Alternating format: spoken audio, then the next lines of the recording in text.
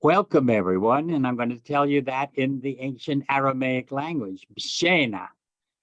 And very happy to have you here today with us, as I have a very special guest. And her name is Rebecca Johns. But I'm going to let her tell you about herself. So, Rebecca, would you please introduce yourself to them? Absolutely, Robbie. It is my pleasure. My name is Rebecca Johns. I'm a native of Flint, Michigan, and I am a certified holistic health practitioner, a purpose coach, and an ordained minister of the gospel. I work to help people end suffering in their own lives. I help them integrate trauma, find their passion and purpose, and live with prosperity and peace. And I do that through my holistic healthcare services, one-on-one, to help people heal mentally, emotionally, physically, spiritually, using natural and supernatural means, but really affecting people through nutrition and lifestyle, mindset, and the power of the spirit. And I founded an organization called The Godly Woman, where we offer those services through many classes that are tied to that, classes to help people be organized, classes to help people break habits, classes for studies in the Bible, including some really great books written by Dr. Rocco Errico and Dr. Levsa. And really the heart of our nonprofit ministry, Heaven on Earth Ministries, is to do the same work of the Godly Woman, but to reach members of our community who do not have the financial means. So we're doing the same thing, reaching out, helping people, but doing so in a way that costs little to nothing to our end users. But my heart's desire and our goal with my organizations is that we help people live what I call the great I am life. Wonderful. First, Would yes. you tell them how they can get in contact with these different programs? Oh, absolutely. We can start up front with that. Absolutely. I have a website, livinggodspromises.com. And if you go to livinggodspromises.com, you will see the services made available through the Godly Woman and Heaven on Earth Ministries, as well as our radio program, Great I Am Radio, where we have special guests each week who teach, including Dr. Errico. Good. And also on our website, Noohra, NOOHRA.com, we also have a listing of all your programs and to get into contact with you too. Just awesome. They didn't, because you were giving all that information really fast. So those of you who are really interested, go to our website on noohra.com. And that's NOOHRA. That's an Aramaic word, and it means light, enlightenment, insight. It has all that meaning in the Aramaic language, which was the language of Jesus of Nazareth. So you'll find all that information. Go to the calendar, the list of all the calendars, and she is right there with all of her programs and how to contact her. Okay. And Robbie, I want to say this too. Our work comes from 1 John 4:4. My beloved children, you are overcomers because greater is he that is in you than he that is in the world. Mm-hmm. And so it's really my desire to reach as many people as possible, to help them activate that great I am. And so if money is ever a barrier, I ask that people still reach out. Do not go to livinggodspromises.com and think I can't afford this. If what we have is what you need, please reach out. We offer partial and full scholarships to classes and a sliding scale on any of the services. Our desire is to reach as many people as possible. That's wonderful. I'm sure they appreciate that very much. Definitely. Because I'm the same way. When I have my Aramaic School of Light, for those who cannot make it, I take care of it. And also on our every Wednesday night program, we do not charge at all. It's done on a free will basis. So I understand how you feel about that, because we want to actually offer our hands to people. Yes. rise above whatever situation they're in. So, That's right. That's right. okay, now I want to get to something very interesting, and that is the actual Aramaic work itself. Something absolutely fascinating happened to you. What was it, about 3 or 4 months ago? Or was it 5 months? I can't remember the exact time, when you were on TikTok, and all of a sudden you got flooded. But I'd like for you to tell the people your experience with that and what had happened. Well, I have to give my children the credit who looked at me a couple of years ago and said, Mom, you really need to be on TikTok. Facebook is for old people. Now, I stayed on Facebook just to cut us old people some slack. I stayed on Facebook, but I did. I did also go to TikTok, and I started sharing my journey of recovering from a car accident that almost took my life a couple of years ago. Hmm. But a great part of how I've come back from that is with my faith. And I shared my faith, and in sharing my faith on that TikTok channel, I had to share the Peshitta Bible and Dr. Lemsa's work because that's what I gleaned from. And one day, May 19th of 2022, a video of mine that was 4 days old on a subject I talked about for months went viral. It has been seen now over 2.2 million times. And that platform now that used to have about 400 people following that channel now has 79,000 plus people following that channel. And the world just lit up with a hunger for the true language of Jesus, his true words, his true message, and really their desire to cut through a lot of the religiosity, the dogma, the paradigm that has kept us stuck, even as Christians, stuck. And so there is a world of people that are hungry for the Aramaic light. And that's what really compelled me a year ago to reach out to you so that I could interview you and we could have a conversation. Of course, that turned into far more than an interview, one day, one time. But the world is hungry for the teachings of Jesus. And the teachings of Jesus are for the entire world. They just happen to be delivered in a cultural container that is Semitic with the Aramaic language. And so to be able to share what has been a birthright to me, I'm born into that culture. To be able to share that with the world has been a real blessing. And so tonight we kick off with the Lord's Prayer class. If you're interested in learning the Lord's Prayer, we even have a class to teach people the Lord's Prayer, because some people really hunger to have that ancient language come from them. They can harness whatever that frequency, that vibration that we strike when we speak Lishana Aramaya. Yes, absolutely. I agree with that. But one thing I'd like for you to do too is, what did you say on TikTok that brought what particular thing from the Aramaic language that absolutely brought in over 2 million people to view that expression? It's very important, because this is very important to me, because I've taught on it for years and years. I've been teaching on this since the early 70s, 1970s, and I worked with Dr. Lamsa for about 10 years. But you struck a vein that absolutely brought such a tremendous viewers into your area. Tell them what you actually spoke on. I think this is one of the most important things for us to correct in our translations. Mm-hmm. The question that was put to me that I answered on video is, they asked me, Rebecca, what is one of the most important things you learned religiously that you did not learn in church? And what I shared with them were some of Jesus's final words on the cross, and that in the ancient language, his words were not, my God, why have you forsaken me? But rather, my God, for this I was kept. And that difference of not just language, but what changes in the message and in the context really struck the hearts of literally millions of people.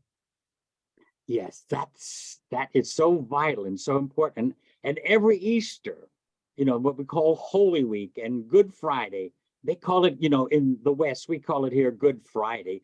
But in the East, they don't call it that. They call it Suffering Friday because of what Jesus went through on that Friday night. That's in the Near East, that's what they call it. And when I say Near East, I mean, we're used to here in America saying Middle East, but it's really the ancient Near East. And when Jesus said those words, and I'm going to repeat them now, just those words in Aramaic, it's El, Mana, Shwakten. That's how we say it in the biblical, classical Aramaic of the New Testament. El, Mana, Shwakten. And that means for this, I was kept, for this, I was preserved. That word Shwakten has so many meanings in the ancient Aramaic language. The root of it is Shwak. That's how we say it and it's three letters, three consonants put together because we put the vowel sound in there. But it's Shwak. And Shwak also means to forgive, to untie, to release. I'm just giving you just 3 or 4 minutes. And it also means to be kept, to be preserved. And this is why it was so easy when they went from Aramaic to Greek to think that it was forsaking. The word to forsake in Aramaic is ta'atani or ta'atan. And that's more the classical. And nashatan. They have those 2 words meaning really to be forsaken, to be forgotten. And that is not what Jesus said on the cross. And I'm so glad you did that, and wonderful that you reached so many people with that absolute truth that Jesus said in his own language, in his own tongue, Lishana Aramaya, the Aramaic language. And that is your home language. You speak the Assyrian dialect of that language. And that's true. Tell us a little bit about how you got in contact with us at the Nuhor Foundation. By the way, she is now an official board member of the Nuhor Foundation and part of our teaching system. This is why I'm also having her on this special interview. Tell us how you got back to, and how you're related to all of this. Such a wild story. So I have to introduce real quick my parents. They're no longer in the flesh, but this cute little couple right here brought me into the world. My father came from Iraq. My mother's family is from Iran. At the time they left, it would have been Persia. And born to immigrants is a unique experience, because while I was born in America and born in the American culture, our household container was strictly adherent to some of the most ancient cultures, traditions, and language in the world. And so I feel like a foreigner. My kids tease me sometimes. I'll say something in English and my older son will say, "You sound like a foreigner." I'll say, "I am a foreigner."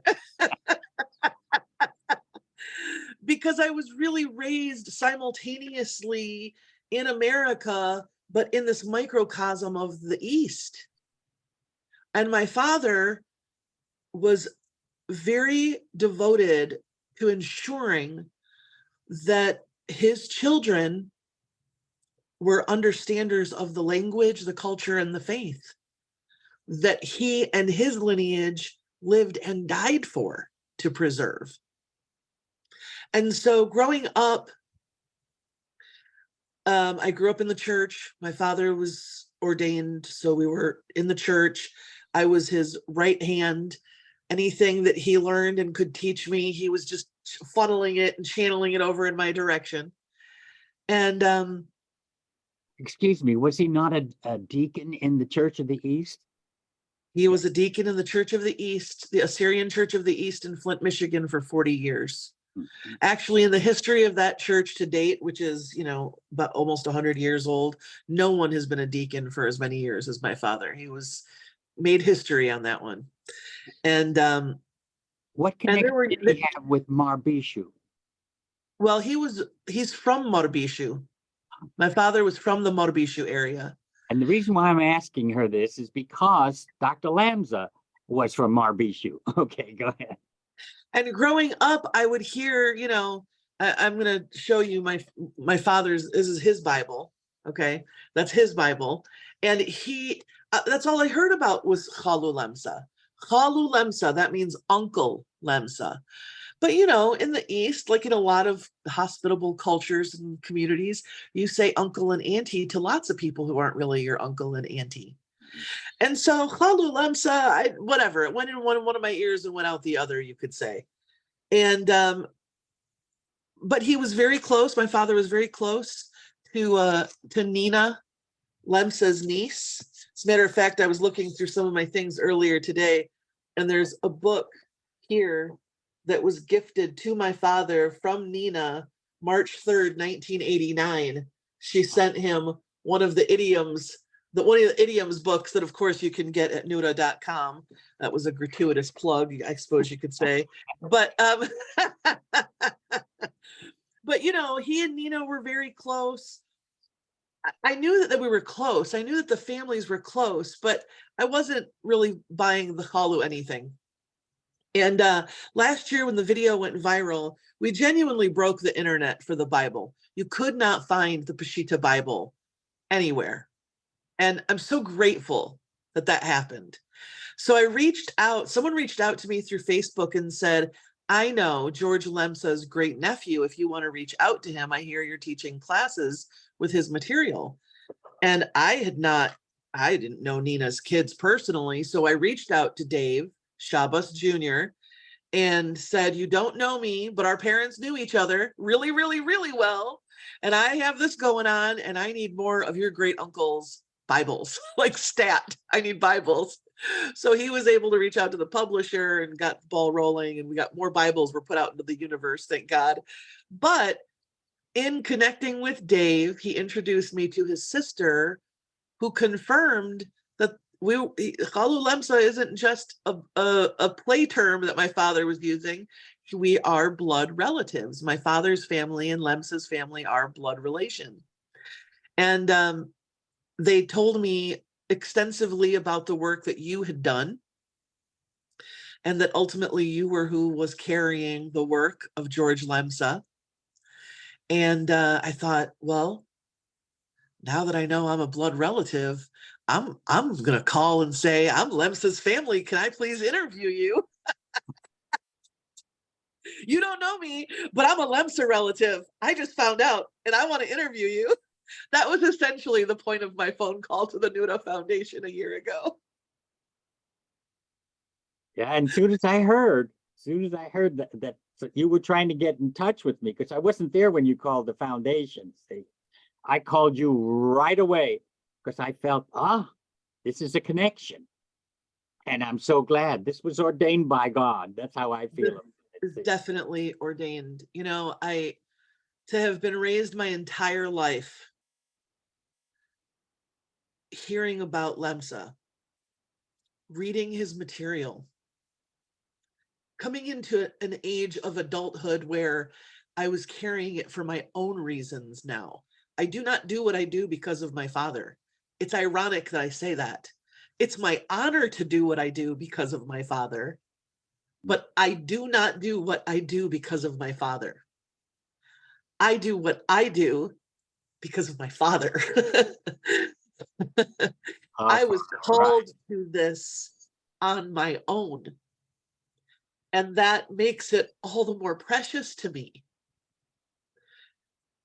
And in being called to this on my own, it not only has brought me great respect and appreciation for my father and those in our legacy and lineage who really have stood firm to make sure this was preserved through millennia, but also the life of George Lemsa and the life of Rocco Errico. Because for me to be standing in this place today, called so deeply by the Spirit to help activate the great I am in people by using the original message of Jesus to bring the truth of Jesus's message to light in a modern world with an ancient language that is my birthright, that has been carried by patriarchs, Dr. Lemsa, Dr. Errico, to place squarely in my hand to fulfill something that my entire bloodline has held as precious anyway. I cry every time. I can't talk about it and not cry. It moves me. My heart and soul are moved. This work is not about books, and it's not even about the Bible. Even though we're using books and the Bible, this work is about activating the enlightenment and consciousness of human being. And this work transcends religions. It transcends educational levels. It transcends socioeconomic classes. This message of Jesus of Nazareth is truly for the world to be set free. And the way it's been packaged and marketed and sold to date has truly been an abomination, to take a word out of the pages itself. It's an abomination. And so to be working with you, Robbie, and to be a remnant of this past bloodline, to be standing here today is truly one of the greatest honors of my life. Thank you. Thank you. And I know it is. I can feel it from you. This is really genuine. And we need more and more people who are awakened to their own inner, as you always call it, the I am, the great I am. The great I am. That's right. The spiritual energy that is in every human being. Jesus did not separate or draw lines of demarcation for anyone. He always accepted everyone. This is why harlots could stream to him, and tax collectors and what we call marginal people and all of that. They flooded to him because he never drew lines that we draw today, that often religiosity draws today, that separates people from one another, or race separating people, or that meant nothing to Jesus. He was always able to cross the barrier. And that's go ahead. And Robbie, that separated people from God. Right. Religion then and where it comes from.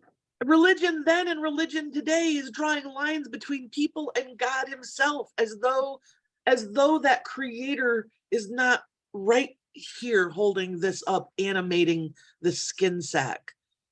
Jesus did something revolutionary, telling me and you that we're descendants of Allah HaChaya, the living God. Mm-hmm. We're descendants. I'm spirit. Wait, that's spirit? That's amazing. So what else don't I know that I'm that I got? What else? If I'm spirit and not just the skin sack, not just Rebecca, but the great I am incarnate in and through and as Rebecca, oh well, that just changed everything. Right? That was like my freedom to call you and say, I want to interview you, came from, I found out I was a descendant of the Lemsa tree. Oh, well, that just changes everything. Okay, well, what about you're a descendant from the God tree? What about we're all descendants from the God tree? Oh, well, that changes everything. You're not just Bob and Mike and Ed and Sally and Jennifer and Marianne. You're descendants of God tree. Mm-hmm. That changes everything. And from there, then, we can look around and say, okay, well, if I am the great I am incarnate, and you're the great I am incarnate, and he's the great I am incarnate, and she's the great I am incarnate, then we're all one. We're all one. It's funny because, you know, I know you giggle when I say Christ was not his last name when I teach on his title, his rank, but it wasn't Joseph and Mary and Jesus Christ, the Christ family. And yet And yet, funny enough, it kind of is. Funny enough, through our Shihayuta, through the anointing, we are truly, it is one family. Right. You see, And because that, the term Christ is Greek, comes directly from Greek. For the word for Christ in Greek is Christos. And what we did in English is we took the Greek word and dropped the OS at the end from Greek and just said Christ. But in Aramaic, as you were just saying, is Mashiach. Mashiach means the anointed one. It was not a last name. It means he was anointed to bring this understanding that was said centuries before Jesus. And a story of creation in Genesis, the first chapter, and God said, let us make humankind our image and our likeness. Male, female made he them. Absolutely no division between the male and the female. Male and female made he them. And you know, there's a word you used in Aramaic that I don't know if people caught what you were saying when you would, because you said it naturally in Aramaic, but you used the word divine. Alahaya, divine. We are the divine. See, and what happened in Christianity, they made Jesus the only incarnation of God, and that is done by the church. Jesus said, now this is from the Gospel of John, the first chapter, right in there, around the 12th and 13th verses into the 14th, but I'll just quote a little bit of it, where he said, as many as received him, that is Jesus' teachings, to them he gave the right, the authority to be sons of God, because Jesus was restoring this lost understanding of what a human being is. And you said it so beautifully. Beautifully. truly, truly. And I believe that's the salve that our world needs. Yes, I it is. believe that everything that we are looking to try to do through legislation, through politics and government, through church and religion, through school and education, I think all of it, the salve on all of it, abortion, gun control, welfare, war, all of it, the salve for all of it is to know that you and I are descendants of the great creator and connected to one another. That to harm you is to harm me. To harm me is to harm you. That it is not disconnected. This pretending that we do to say the rain that rains down in Flint, Michigan is different than the rain that rains down in Africa. This is the lie we like to tell ourselves. That's right. This is the pretending, the density of humanity, the darkness of ourselves that in some faiths and even holistic practices, they say it's time to do our shadow work. It's time to do our shadow work. It's time to face the darkness that we are, because there is no light. Dark is a myth. There's only light, and then there are barriers to it that create the experience of darkness. But there's always light. Light is never gone. The sun is not ever not shining. Right. There's only a barrier to your experience of it. And many of us have had things happen to us in life where we have barriers to experiencing the light inside of us. It's so dark in there. The thing that happened in your childhood, the thing that happened in your first dating relationship, the thing that happened in your marriage, the thing that happened when you lost your child, or whatever it was, that thing that happened that created a barrier to the light needs to be remedied, resolved, and remediated so that what can really be present is again the light. Right. And that darkness is ignorance. It's because we didn't know. We didn't know the truth about ourselves. So we did not have that understanding to go through that calamity, or to go through that tragedy, or to go through that pain, or to go through all that. We didn't realize the real sense of our own being. See, That's right. and that is what the darkness does. See, that's what That's right. not knowing, which is ignorance. Not knowing. And that's what Jesus came to do. That's what John the Baptist, when he laid eyes on him, he says, "Behold the Lamb of God who takes away the sin of the world." Not sins, sin of the world, because sins are the fruits of the one sin. And that one sin is ignorance. Ignorance of what and truly we as human beings are. And we go through terrible suffering. And it doesn't mean that when you embrace this, that you may, oh, I'll never have suffering again. Oh, I'm afraid not. As long as we're here, we're going to have all kinds of challenges and things like that. But it's going through it in a different way now. Jesus went through death. He did not escape it. And he didn't even have a normal death. He had a horrible death. And he went through it and came through. I love what that means in the Aramaic when he says, he has risen. In Aramaic, that means he has come through. He has come through. What has he come through? He's come through human suffering. He's come through human death. He's come through all of that. He's come through human pain. He knew pain in his physical body. He knew the pain, the suffering, and all that. And yet he came through. He has risen. That's what it means. He has risen. Kamle. That's how we say that in Aramaic. Kamle. And he has risen. He has come through. And we can also come through on all this. Well, I'm so glad to have you here today on this special program. And we're going to put you on YouTube too with this. Wonderful. So people can hear your voice and what we both have to offer for people, and so that they can hear something that they're not hearing. You and I, from what we just said today, we can be classified as heretics, Absolutely. And I am. What heretics means, you don't follow the normal set program. That's right. Everyone is a heretic who doesn't follow the main narrative. If you veer from the main narrative, whether it's religious, whether it's political, it's either misinformation, disinformation, or it's false. But religiously, it's called heretics. But heretics means of another idea.